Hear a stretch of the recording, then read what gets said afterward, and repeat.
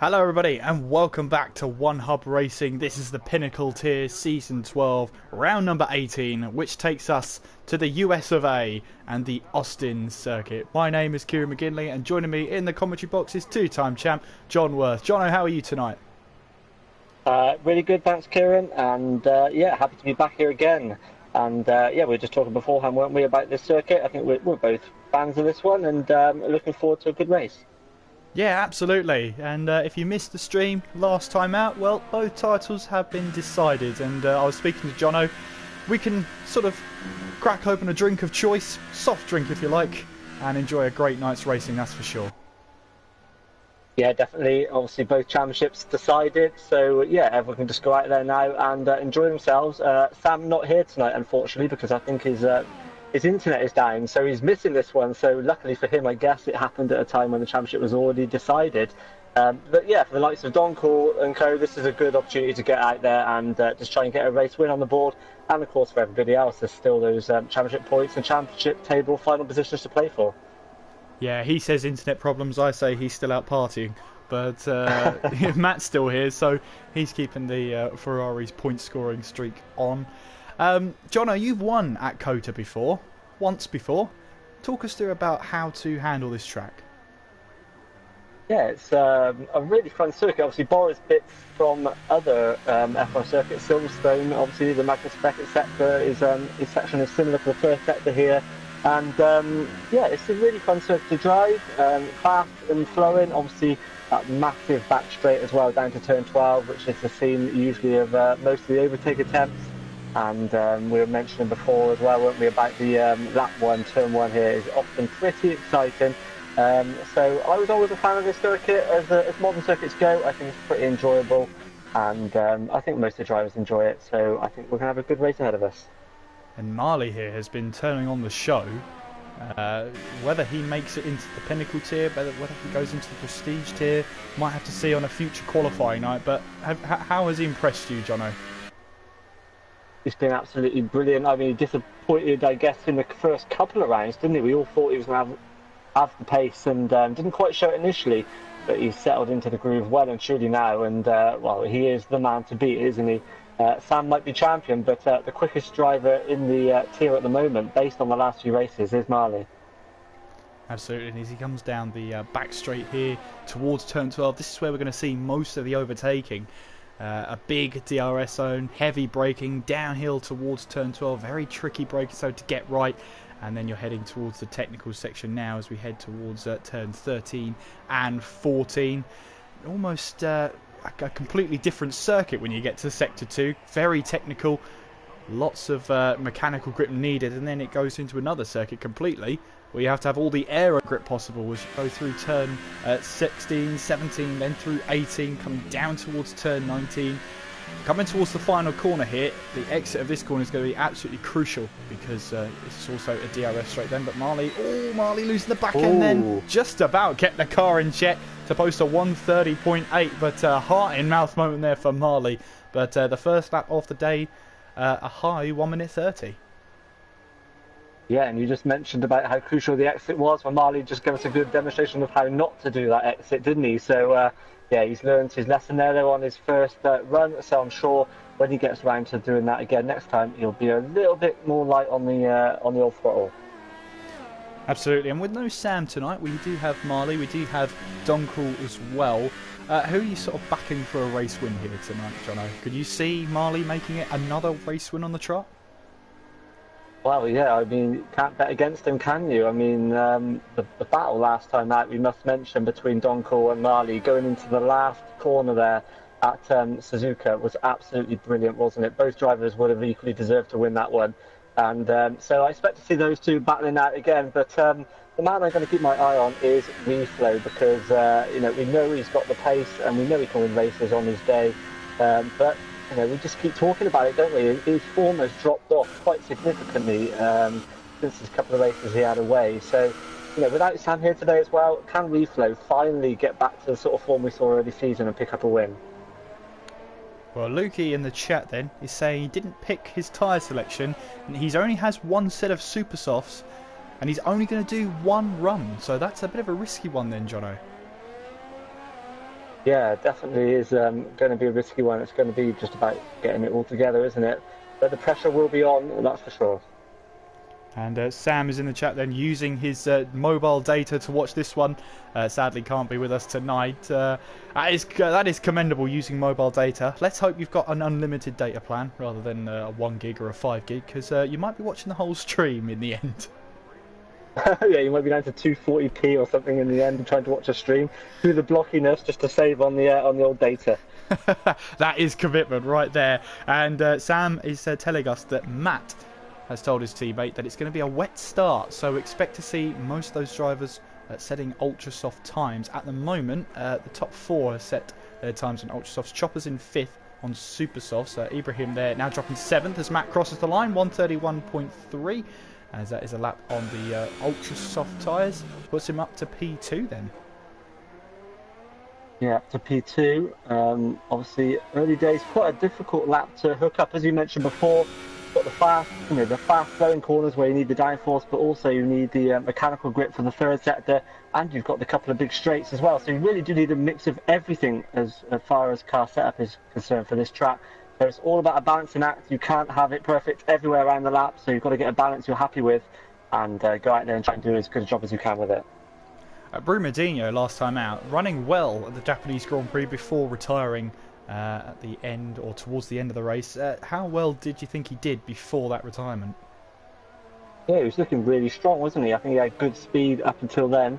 Obviously, ended up, gaining in nothing. Did it in the end with the DNF, but yeah, I think he'll be definitely looking to, step up today. 14 drivers. I think he'll be looking to get himself well into the top end of the points.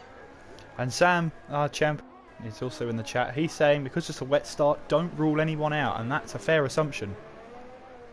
Absolutely. We just mentioned, didn't we, about turn 1, even in the dry, about how tricky it can be. We've seen many incidents there before. Well, add the wet to that and unknown braking points, and yeah, I think anything can happen to turn 1, let alone then the remaining race distance. Yeah, here comes White Fountain then through that right hand, as it seemed to go on forever as we head now towards turn 19. And the detection point is just before then. Well, Marley here was in the driver's press conference as White Fountain comes towards the line to set a lap time on the soft tyres, puts himself up to P11, 134.3. And as ever, Odems is pretty harsh to Marley. He says, how does it feel knowing the prestige tier drivers are looking down at your wins and laughing to themselves that you chickened out of joining them at the top? Well, that's a bit of a harsh question, even for Odem's standards, and I think that showed when Marley, I don't think, replied to that one. Yeah, I guess, well, we'd like to see what he had to say. We know Marley's not shy of a comment or two of his own, is he? But yeah, maybe he thought better of replying to Odem's on that occasion. Actually, I think this might be him here. He's under a different name under the website, but he's probably just saying that's just a rumour. I can tell you that it isn't true. The true story is that they're actually laughing at Odems because he hasn't won a race yet. So, yeah, I think that is Marley. Yeah, we found it in the end. Yeah, that sounds like it. Yeah, Odems, he can dish it out, but he can take it back as well, and he often has to. Absolutely, and Marley currently on provisional pole position. So, obviously, Jono, the question comes, you've been in a situation like this surely before, dry qualifying and a wet race. What setup do you prioritise? Very, very difficult. I'm not sure exactly on this game how much drivers even tend to go towards a wet setup. I used to make some small changes to the rear end of the car, perhaps a softer rear roll bar, softer rear suspension, just to try and help the traction a little bit. But you can't compromise too much towards a wet setup. So I used to make a few changes just for traction and drivability, move the brake balance perhaps a little bit nearer the back to avoid front lock-in. But yeah, that's the only things I used to do. Otherwise, I used to stick with what I had and try and deal with it as best I could. Donkel then, interestingly, on some soft tyres as he makes his way now towards this tough left-hander before the high-speed right-handers. Obviously, you're looking at that wet start, as Jono was saying, making those adjustments. And, well, we haven't really seen a lot of wet races. We've seen a lot of dry to wet qualifyings, as you cursed us with that earlier on this season, Jono. I believe it was the British Grand Prix you cursed us. Was that earlier? I can't remember now. Yeah, it was about the British Grand Prix, I think. Cursed us, and ever since then, We had about 3 races on the bounce where we had a dry to wet qualifying. I remember the German Grand Prix in particular because with 5 minutes to go we had no cars out on track. I do remember that one. Yeah, I think on 2 occasions we had at least a few minutes, didn't we, with absolutely nobody out on track. But as you say, German Grand Prix, we had quite a bit of the session with nothing going on at all. I think we pulled through though. We definitely had stuff to talk about. Yeah, we made it through. As Refo then, he's currently top of the timesheets then, with a 130.825 look at it, so just fractionally ahead of Marley at the moment. Yeah, as he's through those S sections. Really tough to get those S sections right, but with a new race comes a new way to handle the tyre temperatures. Obviously, it's the first race with those changes, Jono. How do you see them affecting this race? I mean, I know it's going to be wet, but how do you see them affecting in qualifying at least? Yeah, I mean, I believe it makes the tires less susceptible to temperatures, so the drivers can, they have to pay less attention to it. Basically, they can push harder for longer without having to worry about overheating the tyres. We've seen many times this season, particularly in the races, drivers just spinning out and losing it completely and being unable to really get the temps back under control again. So it will make things a little bit easier for the drivers. So maybe those who've really got that nailed this season will be slightly disappointed that that's come into play, and so that advantage they maybe had with managing the tyre temps has been taken away from them. But as but it could well come good for others, couldn't it? Who maybe struggle with that. Could may well make their life a little bit easier. So we'll see how it goes first race out.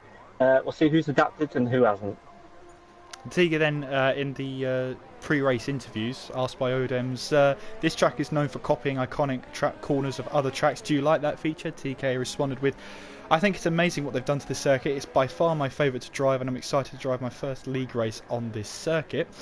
And he was also asked, pick a driver you aim to beat tomorrow.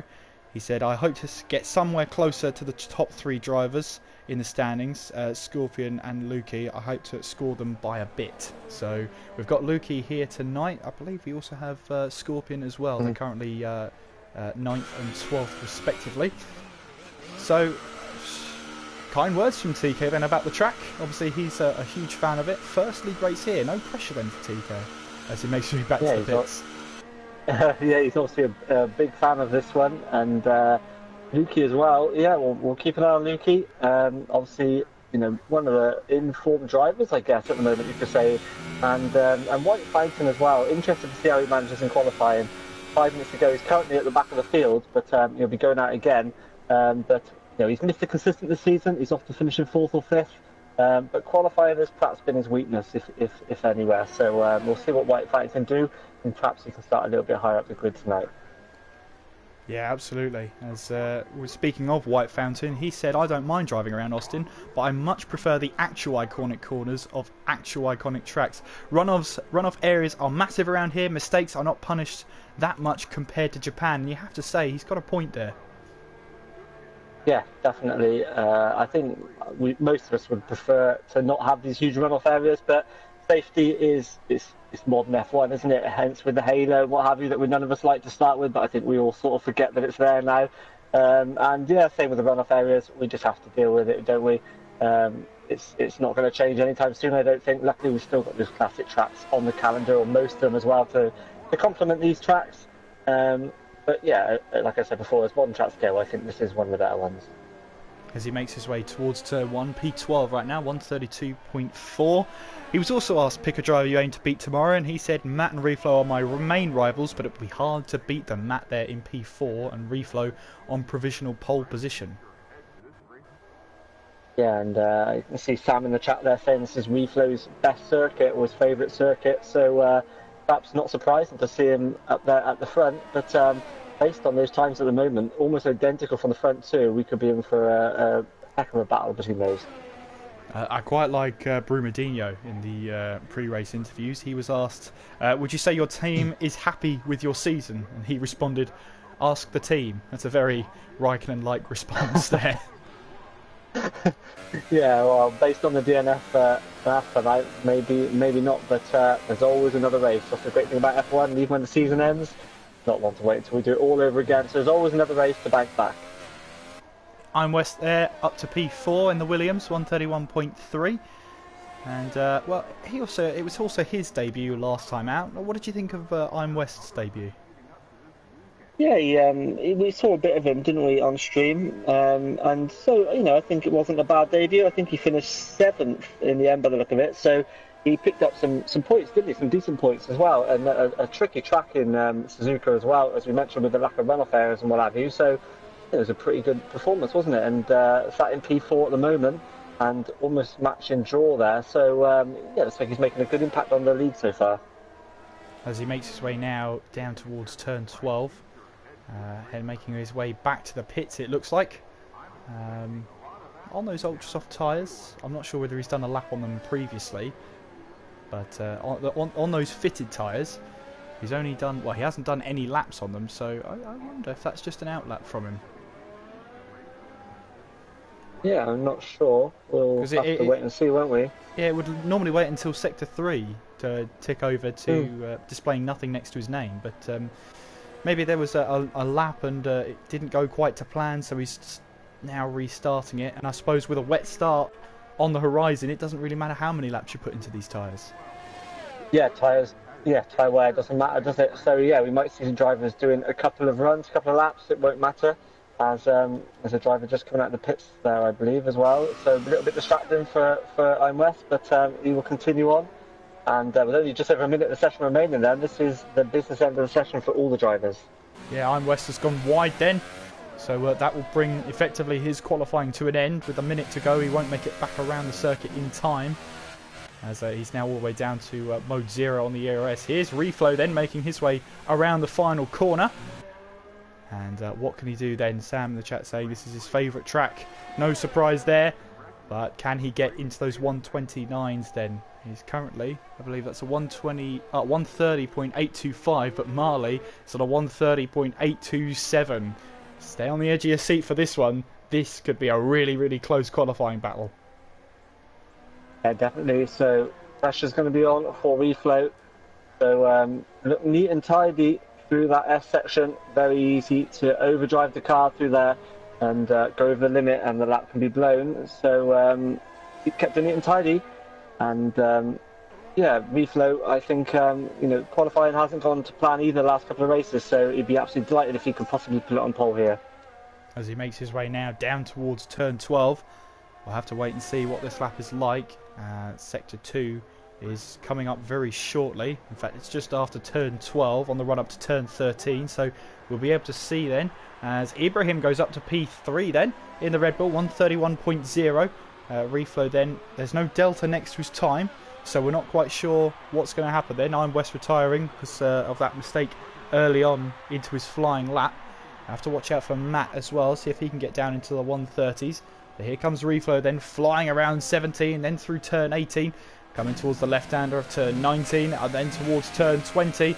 What can Reflow do then? As he chucks it into the final corner, looking to get a little bit more grip out of the final corner. Can he do it? 130.640 from Reflow as Marley now makes his way through turn 13, through the kink of 14, now into the braking zone of turn 15. As Matt FNG then up to P3, 130.991. He did make it into the 130s into the end. And here comes Marley now. Look at that wheel. Full lock to the right then as we make our way now down towards turn 19 and then through towards turn 20. Can Marley just about pip Reflow to what would be a form rising pole position? Here he comes towards the line then, and he has knocked him off provisional pole. 130.457 from the Renault driver. And how about Chopper then? Well, he's crawling his way to the line. Might have made a mistake out of the final corner. So the only person left out on track is Lukey, but he's run a little bit too deep into turn 19 as he makes his way now towards turn 20.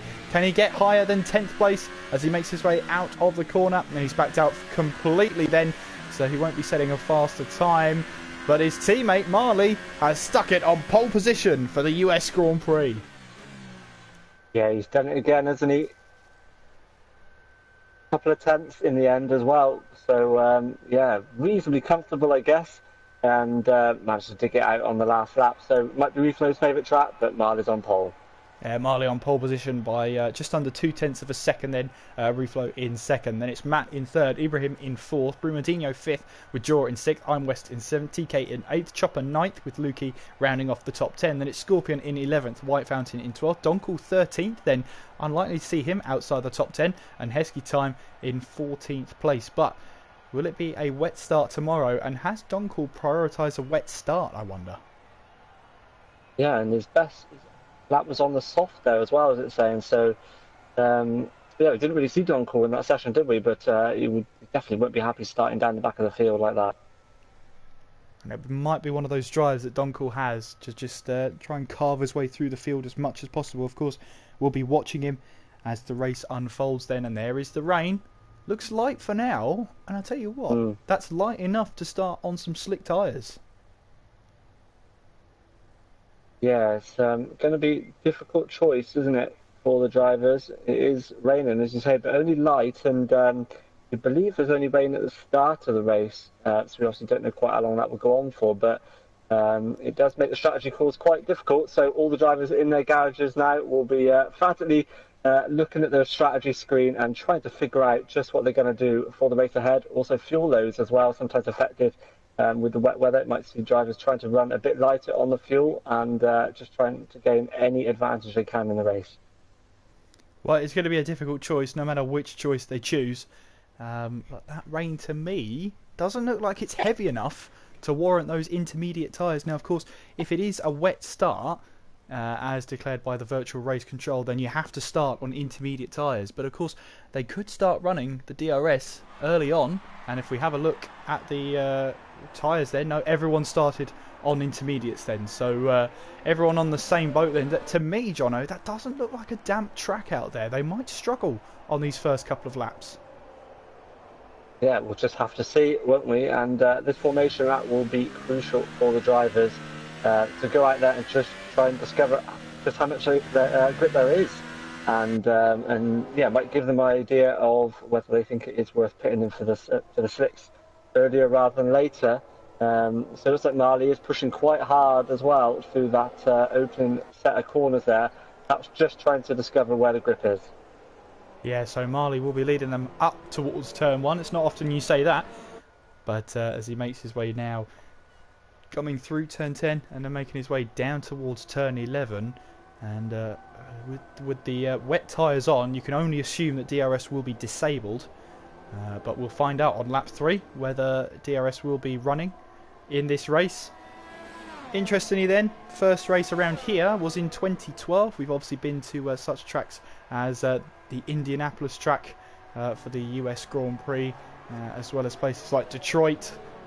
Always great to race in a car park once again, and maybe even at Caesars Palace, which was the Caesars Palace Grand Prix. Never had any affiliation with the US Grand Prix at all.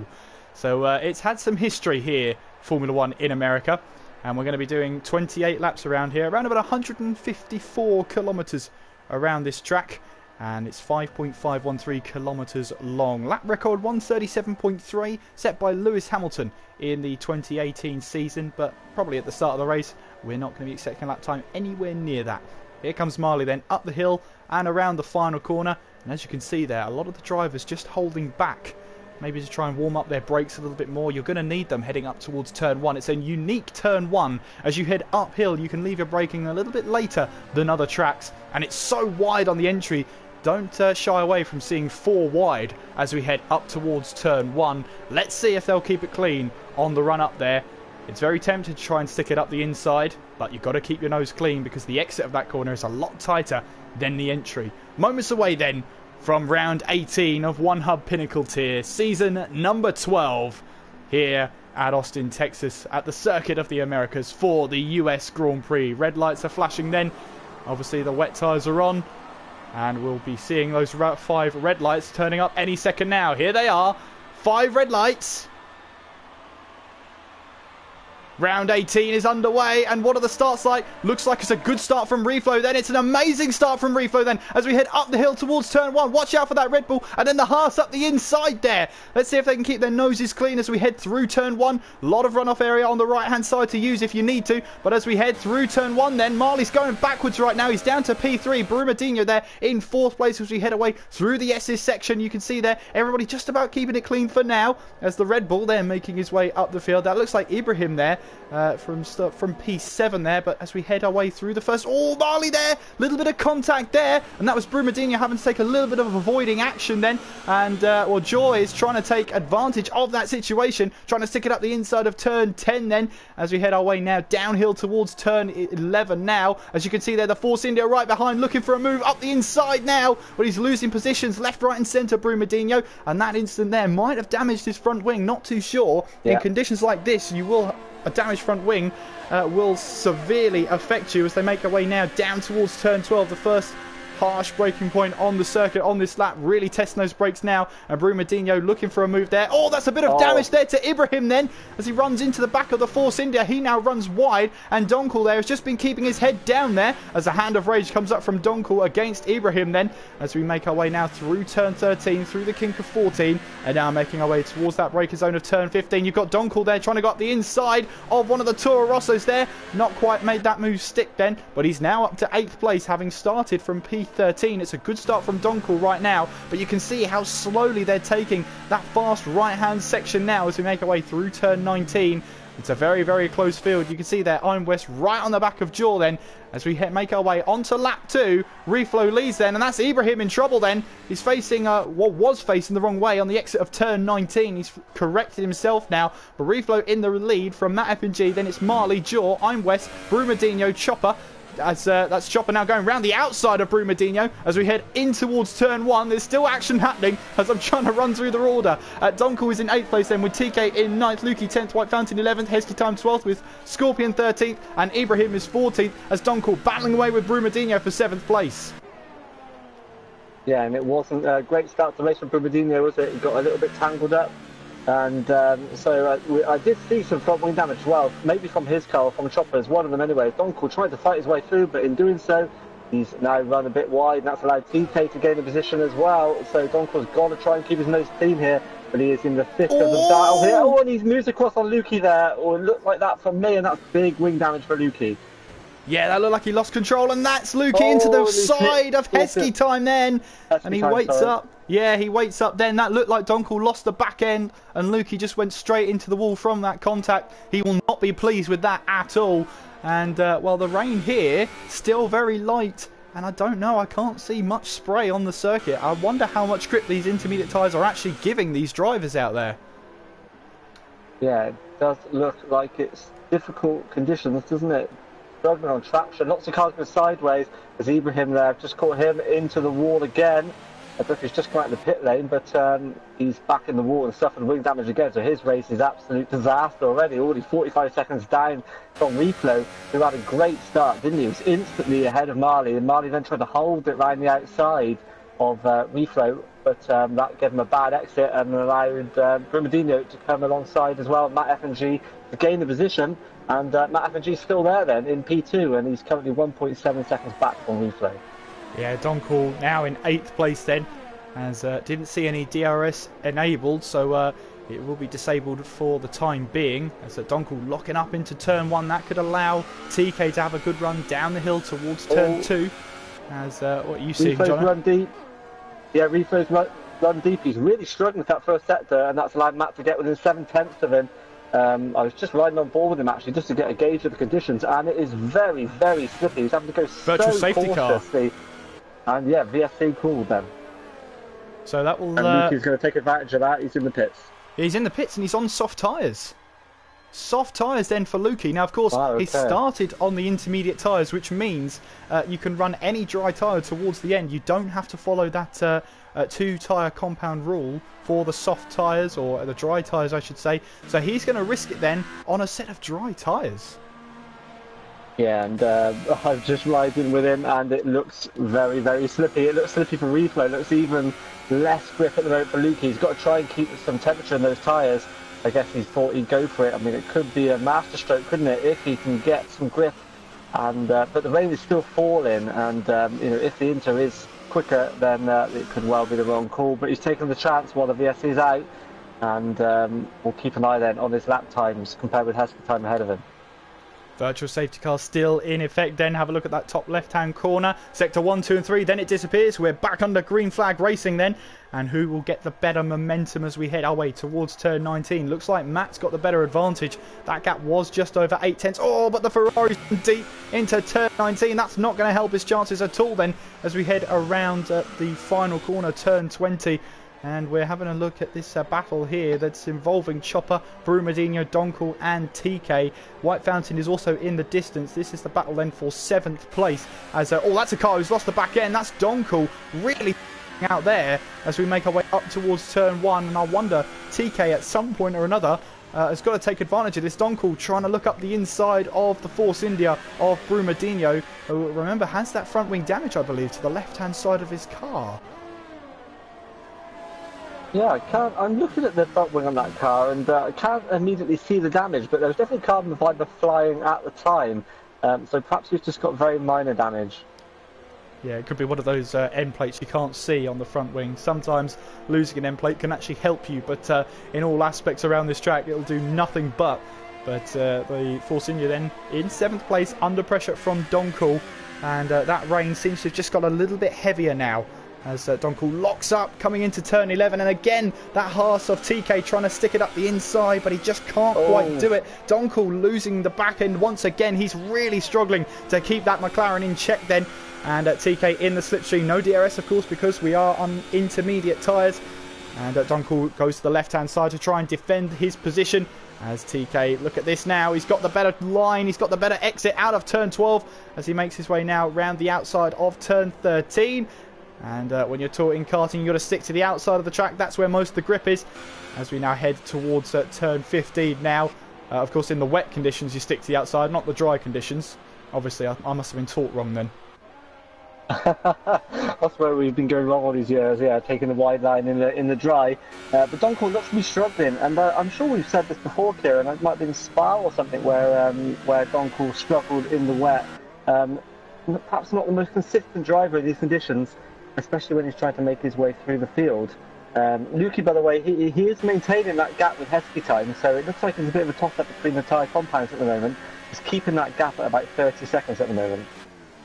It's actually come down quite a little bit there as Donkel again runs wide into turn 1, and that's going to allow White Fountain now to have a chance, and again losing that back end. Oh, is it me, or does it look like that car's not set up for wet weather racing? Yeah, it does. It looks very oversteery, doesn't it? Perhaps the ballast there is too far near the too near the back of the car, and it does seem to be causing him difficulties for sure. It's a lot less stable than some of the other cars. There's Marley and Matt FNG battling there. Saw the positions change momentarily, and Marley's going to get a good exit then onto the long straight down to turn 12. They can be side by side. No DRS, obviously. But Marley's on the inside and he's creeping ahead. If he gets the braking point right, he should have this position. Will Matt try and go around the outside? He is going to look at it, but he has to back out and lift in the end. Marley then will now have the inside for the next corner. And it is possible to hang it around the outside of these corners if the driver leaves space. But yeah, Marley closes the door there, and so Matt drops further behind. He has another look again, goes for the inside line. So he's not giving up on that position at all, but that does then badly affect your exit speed, especially in these wet conditions. And finally, it looks like the Renault moves into P2. Yeah, good battling between those two then, as Matt did try and find a way up the inside of turn 15, but as you say there, your exit's severely affected from that corner, especially in these wet weather conditions, to keep the back end in check then. Brumadinho is under pressure from TK then, as they make their way now towards the final corner. Watch out as well for the battle between Jaw and I'm West. And since that battle, by the way, Matt has made some sort of mistake, because the gap between the Renault and the Ferrari, 2.3 seconds. Yeah, it was on the exit of the final corner. He just lost the rear of the car, and so yeah, that really hurt his speed then all the way down the straight. So already Marley then flying off into the distance. So we'll keep an eye on that gap to reflow. What can he do? It's 3.5 seconds currently. TK putting massive pressure on Brumadinho, almost going side by side into the S section, but TK now picking up the 3-second time penalty. And I believe that's the first one of this race to have it 6 laps in, and TK not in control of that car. They're all flooding in now as I'm West picks up one. Donkel trying to find a way up the inside, going into turn 8 then, but no doing then on the exit of turn 9. As we now head downhill towards turn 10. Have a look at Iron West and Jaw, by the way. Then Iron West trying to defend. He runs wide on the exit of turn 11, and that is a move that Jaw says, thank you very much, I'll have that position, and that moves him up to P4. Yeah, so Iron West was looking for the pass, I think, and went for it on the brakes, but then he ran a bit deep then on the exit, so Jaw was able to keep the position. And interesting how Jaw does here. A few times this season we've seen him up at this, up at the front, but quite often it's gone wrong for him in the second half of the race. He does seem decent in the wet conditions, and he's doing a decent job of holding the Williams driver behind at the moment.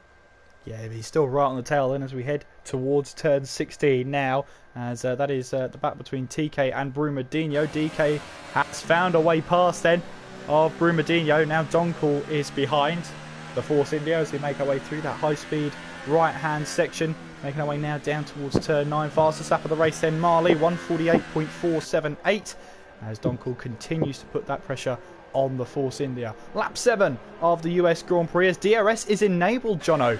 DRS enabled by the virtual race control, and this race might just fall back into Lukey's hands. Heskey time is into the pits, and here comes a move from Donkel up the inside in towards turn 1. And as he got the move done then, and Brumadinho's right on his tail then, and Donkel must have just been given a head of steam then when he sees that DRS enabled. He must think it's time for dry tyres. Let's go for it. Yeah, he's obviously been inspired, and it's such a difficult time for the drivers because the rain is still falling as TK runs very wide, so Donkel takes that position easily, says thank you very much. But all of a sudden Donkel's gone from the back of that trio to the front, and all these drivers probably a little frustrated that the DRS then was activated just as they passed the pit entrance pretty much, wasn't it? So they couldn't take advantage and pit immediately. Lukey and Heskey time, they have pitted, obviously Lukey earlier on in the race, but Heskey time's pitted for a set of ultra softs. Yeah, that looks like a 2-stop then for Heskey time. And of course, you don't have to run 2 types of compound. You can run ultra soft to the end of the race if you really want to now. As Iron West then looking for a move down the inside. But here's a move here. Brumadinho and TK now running side by side as we head down towards turn 12. Then the Haas has the inside line then. But Brumadinho will want to hold it around the outside as we head now towards turn 13. That will give him the inside line, and he'll just want to park it on the apex. But again, running a little bit deep then. TK tries to make the switchback work as we head now towards turn 15. He'll have the outside line and a better exit out of turn 15. You can see it right there, side by side now as we head towards the right-hand section then of turn 16 and 17. But again, TK then just about keeping our front wing in it as we now head our way towards turn 19 then. And interestingly, the leaders haven't pitted for those dry tyres. They don't think it's time yet. Yeah, it's still slippy. Brumadinho, though, he has decided to pit out of that battle. So obviously drivers are a bit conflicted as to what to do at the moment. White Fountain in as well, but the leaders do continue. So yeah, it's a bit of a lottery at the moment, and drivers unsure of just where the grip is and what is the best tyre at the moment. Yeah, we've got White Fountain, Donkel, Scorpion and Brumadinho all into the pit. The first 3 of those 4, I should say, on soft tyres, and the last one of that pack, Scorpion, on the super soft tyres. Yeah, and that was a good little battle there between Brumadinho and TK, so I hope that resumes once the pit stops play out. And that turn 13, 14, 15, they're designed for switchbacks, aren't they? We see so many drivers trying to go side by side there and switching back for the better exit, as we just saw. So it's one of the great features of this circuit, I think. You get some good side-by-side battling through the corners in that sector of the track. And by the way, Lukey set the fastest lap of the race on 5-lap-old soft tyres. If that's not a sign that it's time, I don't know what is. Here comes Jaw. Is he having a look up the inside of turn 12? He is. He sticks it up the inside now. Matt has to run onto the curbing then, and Jaw takes P3 away from him. Good move from Jaw then. And, well, he didn't give Matt some room there. But I'll tell you what, I don't think Matt will be too disappointed with that one. He was falling behind. He was 10 seconds behind Marley. He's struggling out there now on these tyres as the sun is just about starting to poke through here at the Circuit of the Americas. Race leader Reflow into the pits. Marley follows him in. And I wonder here how much time Heskey time is actually going to gain here. running in P8 at the moment on those ultra soft tyres. The fastest top tyres possible as Matt spins the car around turn 19. I don't know if that was contact in there or not, but TK manages to find the way through then, and Matt drops all the way down to P7 now. Disaster for him. Here comes Heskey Time running very wide around the final corners now, as he now makes his way on towards the main straight. And how many positions will he gain then? Reflow rejoining in towards turn 1. It won't be for the race lead. It won't be for second place either. I'll tell you what, Heskey Time now up to third place. But remember, he's on those ultra soft tyres and he will have to stop again because those tyres won't make it to the end of the race. Yeah, I mean, only time will tell, but you have to wonder if that was the right call, don't you? Because if it weren't for that, he'd be in a net P3. He's got quite a big gap to Doncourt, so even if he'd gone out on the softs, and obviously been a bit slower on those opening couple of laps, he still have come out, couldn't he, in that third or fourth position and not had to pit again. So he'd be very quick at the moment, but he would have to pit one more time. Obviously, most of the other drivers, bar Scorpion, by the look of it, he's got the super soft, but everyone else on the soft tyre will be hoping to go to the end. Yeah, of course, as my voice cracks a little bit there, as we're riding on board with Brumadinho. Hopefully no one makes me live that one down. It happens. I'll say no more. Say no more. I'm talking to you, chat. Anyway, here comes Scorpion then on those super soft tyres, as you were mentioning, Jono. Could make it to the end. I doubt he can, though. Has to do a lot more than half race distance on those tyres. And I wonder if some of the soft runners could make it to the end as well. I think it's a lot easier for them to keep the tyres under control. As you see the Toro Rosso of Scorpion there trying to find a way past. He's on the faster tyre and he knows it as we head towards turn 15. He looks up the inside now. Always a difficult corner to get absolutely spot on. But he keeps his distance. Just about enough room there to Brumadinho. But he stays in P7 for now. But look at Chopper. Sorry, this is Simon West. Look at him just staying on the back, waiting for this battle to develop and ready to take advantage of any mistakes that happen. As Heskey Time sets the fast lap of the race on those ultra soft tyres now. As Matt picks up a 3-second time plan. It's just gone bad from worse to him. And Brumadinho heading up towards turn 1. Is the Toro Rosso going to have a look? Yes, he is. Up towards turn 1 now. He's along the inside, but as you see there, it's a wide entry in towards turn 1. And you're running onto the curb then. Lukey now setting the fastest lap of the race, 139.3 on those soft tyres. He's now P12, and you have to say he's more in this race than he was 7 laps ago. Yeah, he was a long way back. He made the right choice, didn't he? He weathered the opening lap or two where it was tricky. Of course, he is now on, on all the softs than everyone else, but it's at least brought him back into contention with the other drivers. And just looking down the gaps there throughout the field.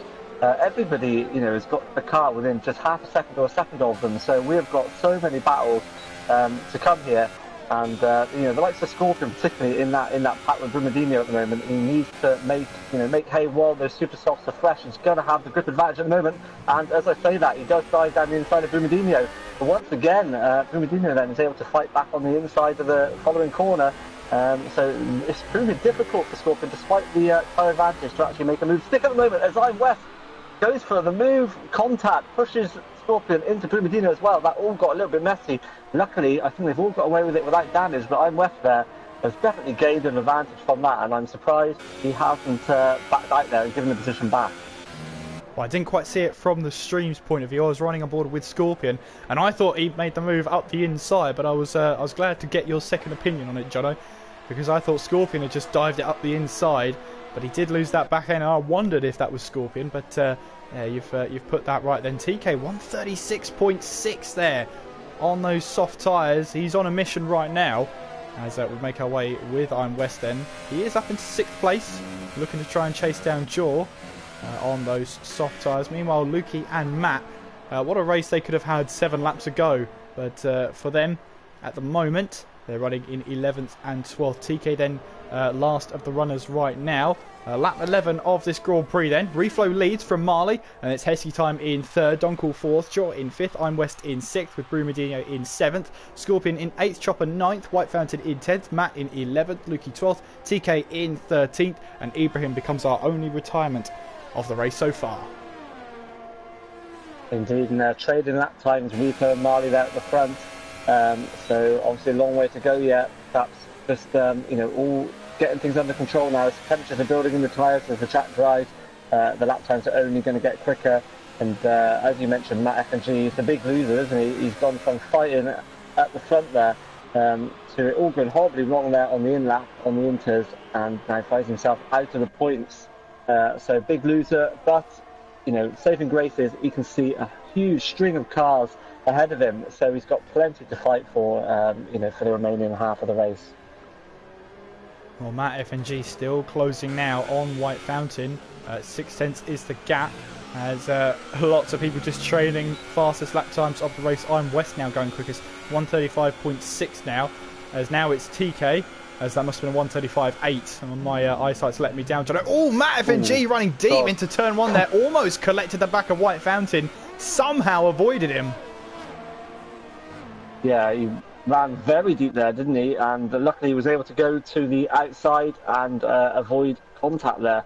But it's all just got a little bit scrappy for him. He's obviously got good pace. We saw that early on, but just needs to calm things down for a lap or two perhaps, and just get back into his rhythm a bit, which he had early on the intermediates. Well, Marley here has caught the back of Reflow. Then you said they were trading lap times, and it's all come down to Marley now being within DRS range of Reflow. TK getting past Lukey, according to the telemetry there. So he's now up to P12 with Lukey now down to P13. 9-lap-old soft tyres. It's going to be tough for him to make those tyres last towards the end of the race. I mean, you're looking at 24 laps, I believe, he'll have had to have done on those soft tyres. And that's a big ask, even for the hardest compound. Yeah, I think they'd probably do it, wouldn't they? But you know, very slowly towards the end. Maybe he'll bail and fit a set of ultra softs or something at the end. But yeah, they were trading lap times in the front too. But all of a sudden, Marley right on the back then, and with slipstream as well. He's going to have a look into turn one. He has a bit of a think about it, but didn't really fully commit to that. Oh, he loses the rear of the car though on the exit turn one there, and Marley has found himself then facing the wrong way in the grass. Has he got wing damage as well? We'll have to see if he comes past. Can't see it from that camera angle.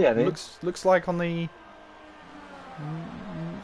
difficult to say at the moment. We'll see how he takes this S section. You know what? I think he's got I think it's very minor. It's one of those ones where you can't quite see it, but there is some damage to that front wing.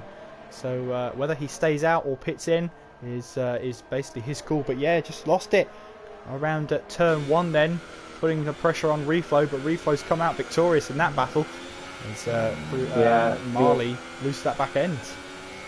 You'll think he's perhaps blown a chance. Obviously a long way to go, but did the hard work there, didn't he, in recovering from the bad start, and obviously had the pace on the dry tyres there to close up to the back of Reflow, and only really just looked at the move, didn't really go for it, but lost the car again on throttle, as we saw him do out of the final corner in qualifying, although not to such a large extent. But that's twice it's caught him out, and now Donkel then has sized straight through Marley as well, so perhaps he has got more damage than it appears. Yeah, we'll have to see. Yeah, you can see him lift off well and truly going through the right hand, as he'll probably be limping back to the pit lane now. And it's made me think, actually, with these soft tyres, do we see Marley come in? Yes, we do. I wonder what tyres he'll put on. He might actually put on the super soft tyres then towards the end of this race. Don't rule that out, as we see I'm West there closing in on Jaw. Jaw now up to 4th place, by the way. So it's a good race for him so far. Donkel up to P3, having started 10 places down on where he is right now. Let's have a look at that. Yeah, up 10 places from his starting position, Donkel there. So it's a good start from him. And as you can see, everybody in this race has stopped at least once, having started on the intermediate tyres. Lap 14, just under half race distance. Reflow leads from Heskey Time and Donkel, and that's your top 3 so far. Worked out nicely for Donkel, hasn't it, since the rain stopped. He was in that midfield battle with Brumadinho and company and TK, and now he finds himself in P3 thanks to Marley's error, and 5 seconds off Heskey Time, who we know has got to stop again on the ultra soft tyre. So Donkel, as you mentioned, up 10 positions. He's gone from looking like he was struggling on intermediates to suddenly the race is coming to him nicely now as we reach the midway point then, lap 14. We've got a battle here between Jaw and I'm West there. Jaw moved back onto the racing line just as I'm West was coming through there. Looked like that could have ended worse than it did. But both drivers still facing the right way. I don't think I'm West would be impressed with that move from Jaw, but you're allowed one defensive move and then one move back to the racing line. And I'm West then still trying to battle away with Jordan as we head through the high-speed right-hand section through turn 19 now as we head our way towards turn 20. And the sort of upper crest here as you try and turn in the car. Risk of understeer in the middle of the corner bit. As you can see here, I'm West in the Williams with the DRS wide open here on the back of Jordan. Now side by side, he moves to the left hand side of the track, then up the inside. We've seen this before as Jordan wants to turn in, but he meets the Williams there, has to turn out of the corner, and I'm West now up to P4. Good move from him. Meanwhile, off screen then, Choppers managed to find his way past Scorpion, and now Matt F&G here might have a chance of taking P8 away from Scorpion. Yeah, so Scorpion perhaps struggling a little bit. His teammate Chopper through, so Tom also 7th and 8th at the moment. But Matt F&G then, he'll want to get himself involved in that if he possibly can, won't he? And it was a good move from I'm West, as you said in the end there. Jaw didn't really defend it. And he looks very, very quick, doesn't he, I'm West? He's suddenly, you know, he's pulled a long way from that battle that he was in earlier on. So he's now in P4, so we'll keep a gap eye on the gap between him and Donkel. You can see there, I'm West moving to that left-hand side to try and cut out the slipstream now. As Jaw now moves up the inside. He knows that I'm West made his two moves then. One to defend, one to move back onto the racing line. Nothing else I'm West could have done there. And Jaw takes that position back then.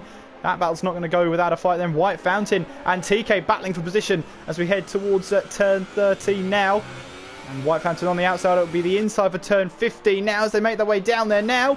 And TK looking for the switchback then, but White Fountain parks it on the apex. No way through for TK, and heading through the high-speed right-hand section.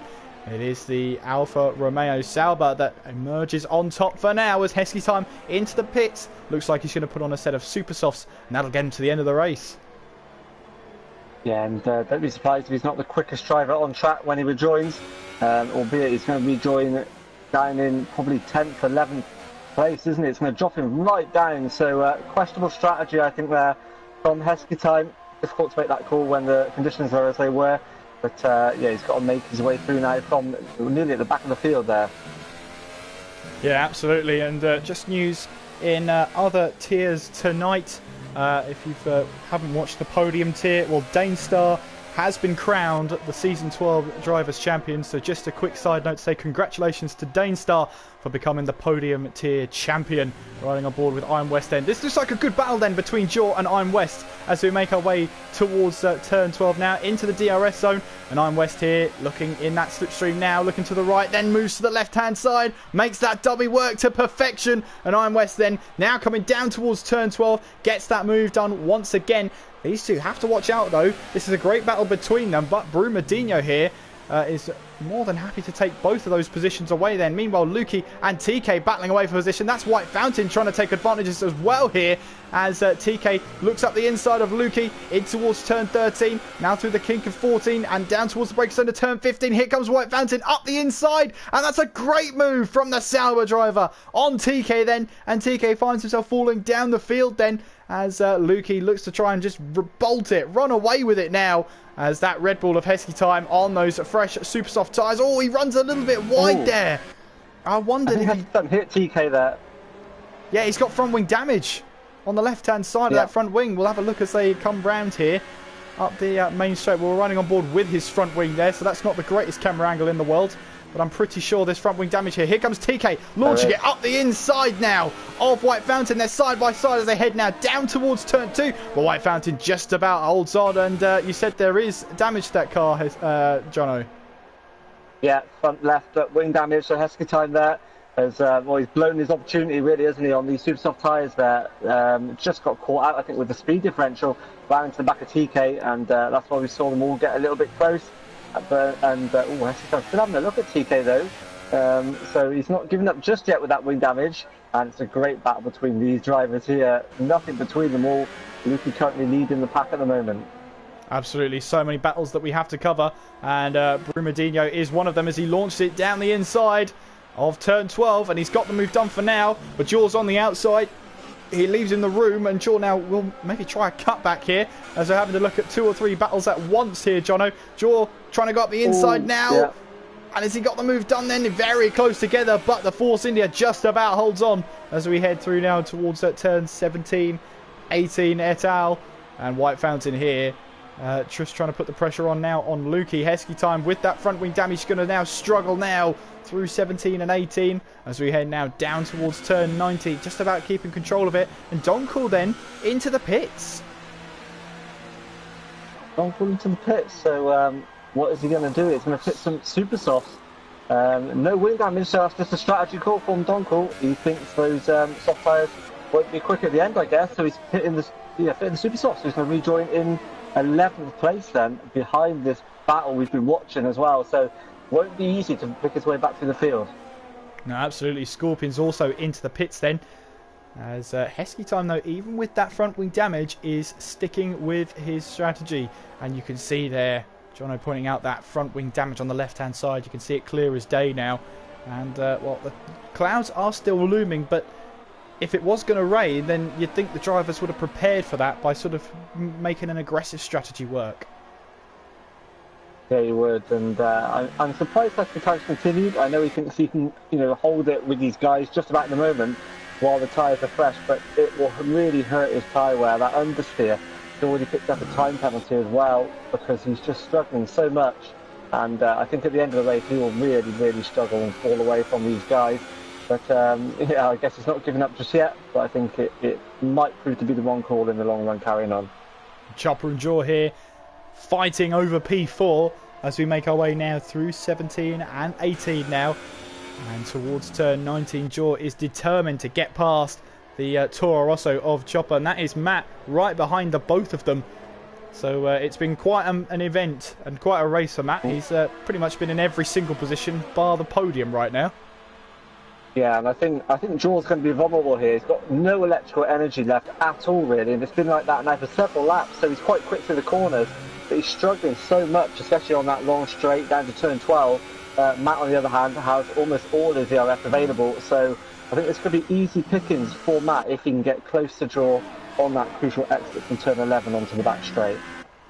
As we were saying, with Heskey time, with that front wing damage, it may be okay for now, but those tyres are having to work a lot harder than they need to. They're not getting the help that the aero is going to give them. As oh, that's a move up the inside. Donkor then, and makes contact with TK, has to back out of it. That looked a bit over-ambitious from Donkor on those fresher tyres, but he looks through turn 10 and now downhill towards turn 11 then.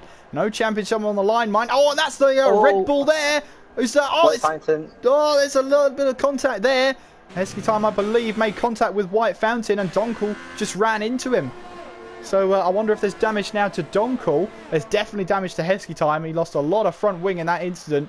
So we'll have to come back to the pits. And is Donkor lucky enough to just get away with damage completely? No, he's not. Donkor's got damage front left. Yeah, that's real shame for Donkor there. Getting caught up in that. That will hurt him now badly as well. So, yeah...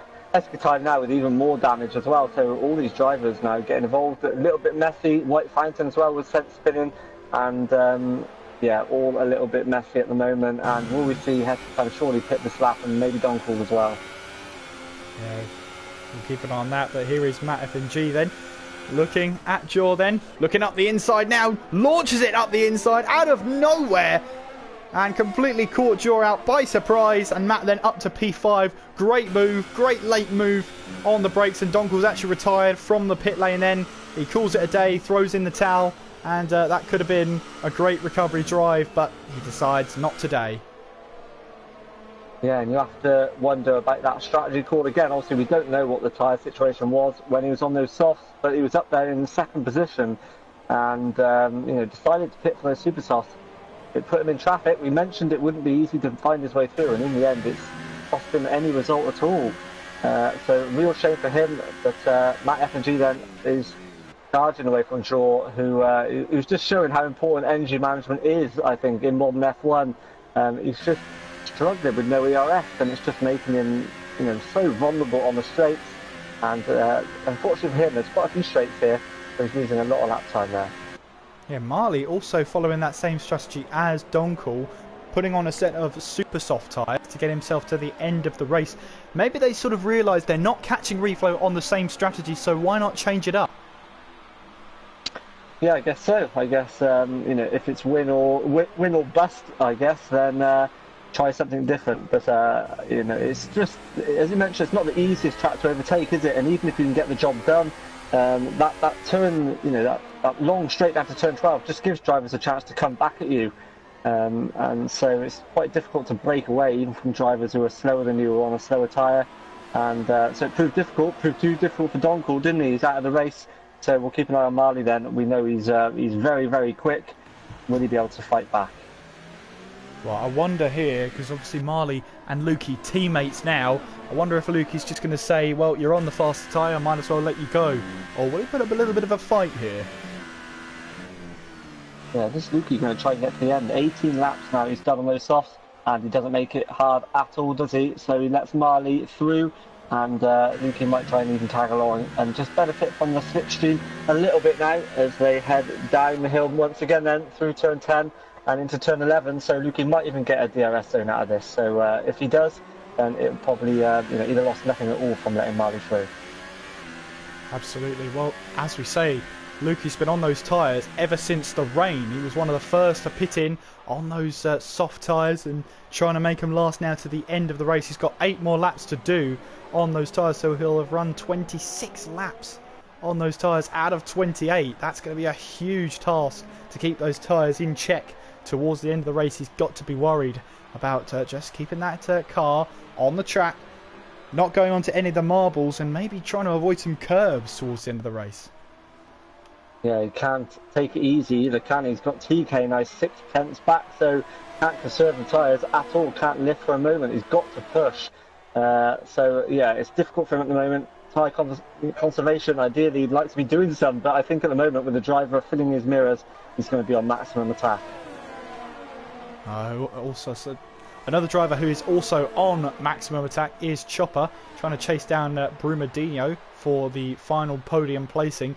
Lap 22 of 28. We have 7 laps to go here at the US Grand Prix. Reflow leads by 10.7 seconds from I'm West. Then it's Brumadinho in 3rd, Chopper in 4th, Matt in 5th in this 3-car battle here.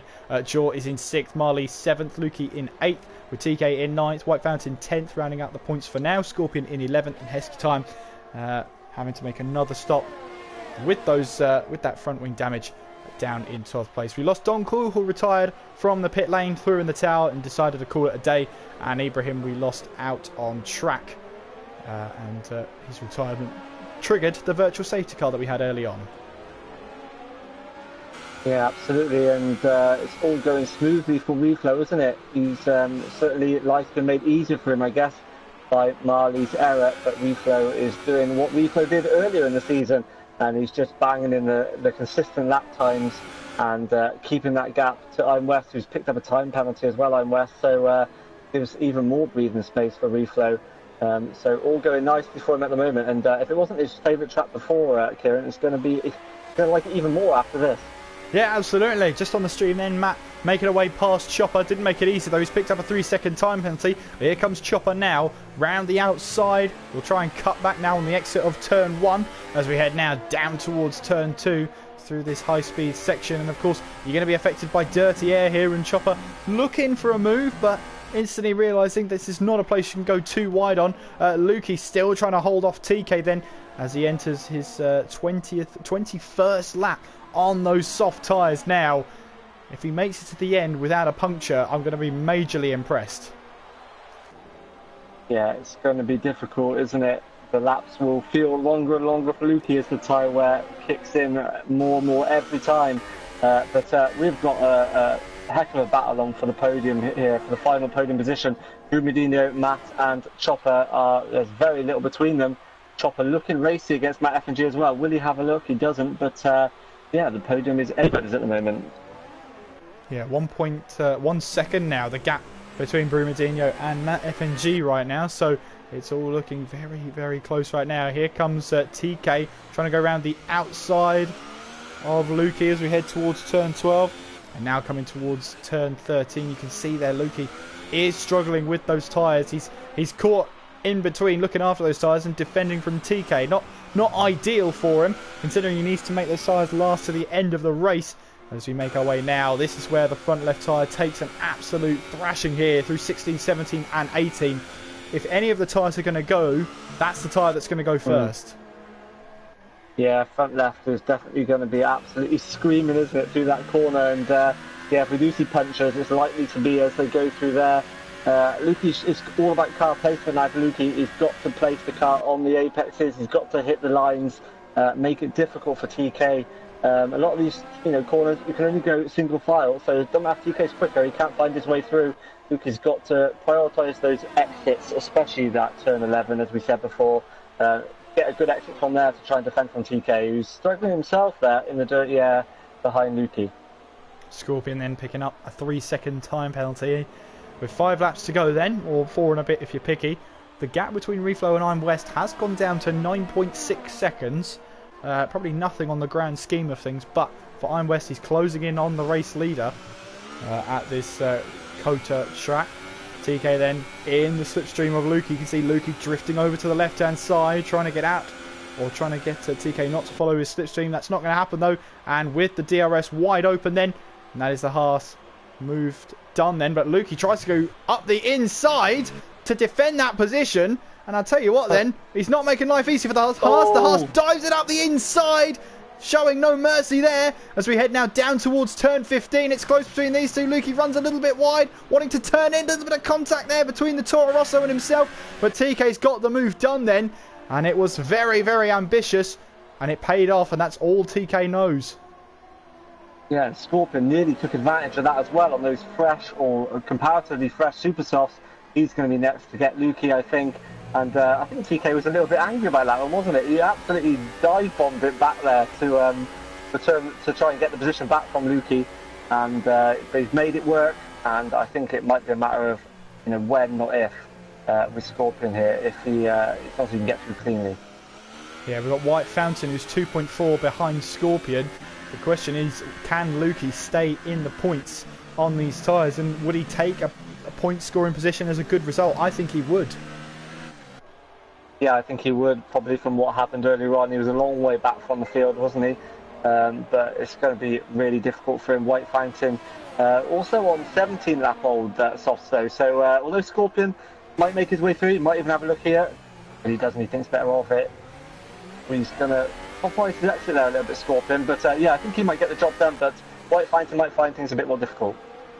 Yeah, we're having the cut between two battles right now. The one between Lukey and Scorpion. Looks like Scorpion's got the DRS, but we've seen before Lukey's not going to give up on a position that easily as he holds the inside of turn 12. Scorpion on those super soft tyres, looking to put some pressure on the Renault as we head towards 13 now. As that's that slight kink of 14 as we make our way towards turn 15. And Scorpion, again, just having a hold back for now. And looking on board with Matt then as we make our way on to the start-finish straight. We have 3 laps to go here at Kota. And Matt F&G here looks like he's going to try and move now up the inside. Late braking towards turn 1, but he's overcooked it. Runs very wide then. And Brumadinho manages to hold on to P3. Now that's a sign for Chopper then. As Matt, as you say, Jono, very late on the brakes. Too late on the brakes, in fact. And that could be a telling sign for Chopper. All he needs to do is just try and put Matt under that bit of pressure. Meanwhile, Lukey and Scorpion battling in towards turn 1. Scorpion had the inside line. Lukey ran wide. Actually picks himself up a time penalty now. And White Fountain, 2.4 behind. And he might be able to score a point scoring position. Lukey's lost it. Yeah, Lukey there. Just the rear end is coming round on him. He's got no grip at all. Those tyres are utterly dead. Look at him just drifting around, and White Fountain's going to close this gap down very, very quickly. I think Lukey's tyres are not far from dropping off the cliff here. If they're not far from dropping off, they've already dropped off, Jono, as he makes his way now down towards turn 11. You can see now 7/10 is the gap. It started off on this lap at 2.4 seconds. He's lost 1.4 in the first sector alone. But cutting on to Matt F&G now as we head towards turn 15. Maybe thought about a move up the inside, but maybe thought better of it this time around. And it looks like all now it's going to be setting up that move into the first corner.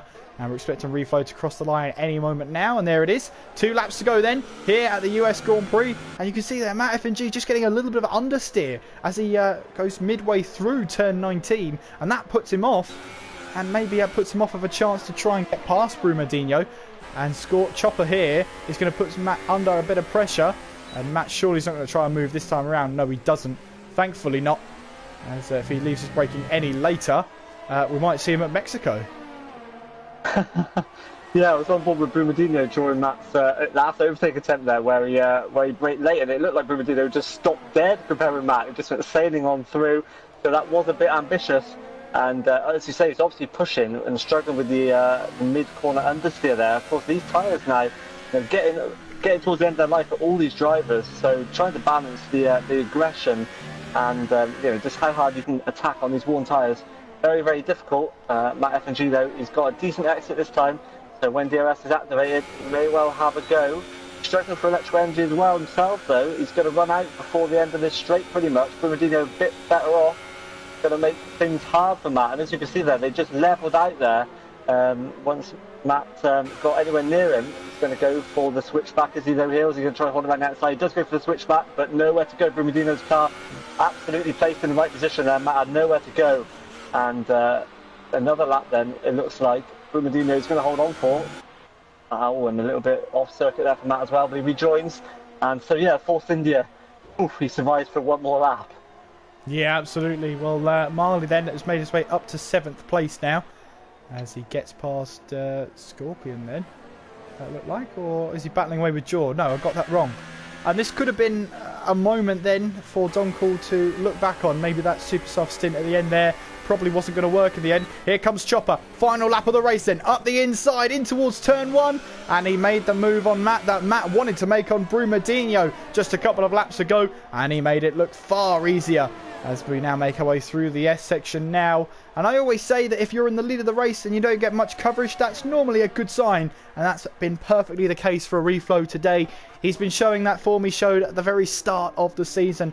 And what might have been, Sam, our champion, said in the chat that he was looking forward to this one. You could see him already weaving down the back straight. He knows we're watching him now as he makes his way towards turn 12.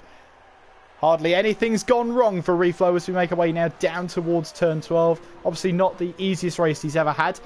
Left it late to come in when the DRS was enabled. He left it 2 laps before he came in, but it looked to be a good move in the end. He's on a newer set of soft tyres than anybody else out there, and that looked like a good decision in the end. Here he comes now for the final time through turn 16 and 17. Then it's through turn 18. And coming around through the final 2 corners, as Jono said, if it's not his favourite track already, it certainly is now as he makes his way around the final corner here in the USA. Reflow is going to come across the line to win here in Kota. Great win for Reflow. It's a fantastic drive and he has his win tally this season. Iron West then comes across the line. Great result from him. He finishes in 2nd place. But he's jumped on penalties there and he knocks all the way down to 4th place. Brumadinho takes 2nd place in only his 2nd race. Matt F&G then rounds off a difficult day with a podium. He'll be very happy with that then. That's Jaw in P5. Marley then in 6th place. Chopper dropping to 7th. With Scorpion in 8th. TK in 9th. White Fountain in 10th. And Lukey rounding off a difficult day in P11. Couldn't quite get those points in the end. But your winner here of the US Grand Prix is Reflow. Yeah, Reflow is back, isn't he? It's been a long time coming. It feels like it. I'm sure it feels like a long time for him. But yeah, he'll feel that he's back where he belongs there at the top step of the podium. And yeah, controlled the race, didn't he? He did what we're used to seeing Reflow do, as I mentioned before, earlier in the season. Just getting out front. He got the strategy right today as well, didn't he? And controlled the race really, really well. So yeah, Reflow's back. But Brumadinho as well. Brilliant drive there in only his 2nd race to get on the podium. And Matt F&G there, he fought hard in that race and recovered in the end to get, I think, the best he possibly could from it. And here are your official, unofficial results. Then Reflow takes the race win and Brumadinho picks up a podium there. He'll be mightily pleased with that one. Matt F&G in 3rd, Iron West in 4th, Jaw in 5th with Marley in 6th, Chopper in 7th, Scorpion 8th, White Fountain in 9th and Lukey actually gaining those points at the end of the race then with TK finishing outside of the points. Heskey time then in P12. Retirements then Donkall and Ibrahim who didn't make it to the end of the race. And I tell you what, Jono, just on this results screen, it's just started to rain. That might have thrown in a bit of a curveball. Yeah, definitely. The drivers just about got away with that one, didn't they? The race did end in the dry. Although I think with some of that tyre where the dry was down at the end there, it probably felt like they were on wet tyres. Well, that is round 18 wrapped up with Jono. It's fair to say we've been treated to a good race then. Brumadinho actually correcting me in the chat there, saying it's his 4th race. But hey, first podium, Brumadinho. You can be happy with that. Yeah, absolutely. And we talked before that he had good pace, didn't he, last time out at Suzuka, and brilliant drive to get on the podium. And we were treated to some brilliant battles there throughout the field. It's difficult to know who to look. There was so many battles going on throughout the field, all race long, and some really, really good racing as well. Some good switchback overtakes. And I think everybody will feel they worked hard for their result there, whether they finished first or whether they finished 12th. Everyone really, really fought hard to get their finishing position today. Absolutely. And well, that's it from the Pinnacle tier from us tonight. Make sure you do go over to the Prestige tier now, where they're about halfway through qualifying, and watch a good battle there developing. That also has a championship on the line, so do go and watch that and see how that race unfolds. Make sure you do subscribe, if I could speak. Make sure you do subscribe to One Hub Racing. Make sure you click the subscribe button, and make sure you click the bell so you're notified every time the channel goes live with the 3 tiers on a Friday night. But Jono, I'm looking forward to Mexico next time out. Yeah, cannot wait. And I'm sure Sam would have been watching that when he seeing his long-time rival Reflow take the win. And he'll want to get back next time, won't he, and reclaim his place at the top of the podium. So I'm really looking forward to hopefully seeing those two go head-to-head next time out in Mexico. Absolutely. But from us here at the Pinnacle tier, we will be signing off now. Make sure you do go over to the Prestige tier now in qualifying. But until Mexico, I've been Kieran McGinley. And I've been John Worth. Take care of yourselves, and we will see you next time.